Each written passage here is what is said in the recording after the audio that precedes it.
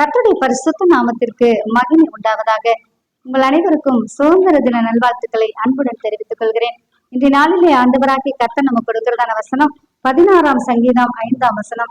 கர்த்தர் என் சுதந்திரமும் என் பாத்திரத்தின் பங்குமானவர், என் சுதந்திரத்தை தேவரீர் காப்பாற்றுகிறீர். ஆமென். பிரியமானவர்களே, ஆண்டவராகிய கர்த்தர் நமக்கு சுதந்திரத்தை கொடுத்திருக்கிறார். அப்பா பிதாவை அழைக்கத்தக்கதான புத்திர சுவீகாரத்தின் ஆவி கொடுத்திருக்கிறார். அவை நம்முடைய இந்திய தேசம் சுதந்திரம் அடைந்து இத்தனை ஆண்டு காலம் நாம் வந்து கொண்டிருக்கிறோம். 78வது சுதந்திரம் என்று சொல்லி அனுசரித்துக் கொண்டிருக்கிற இந்த நாட்களுக்காக கர்த்தருக்கு ஸ்தோத்திரம்.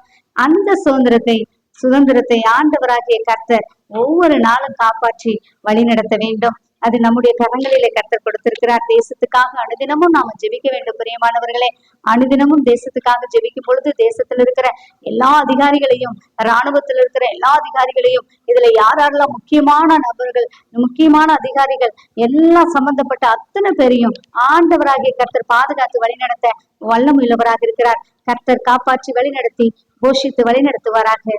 ஆமென்.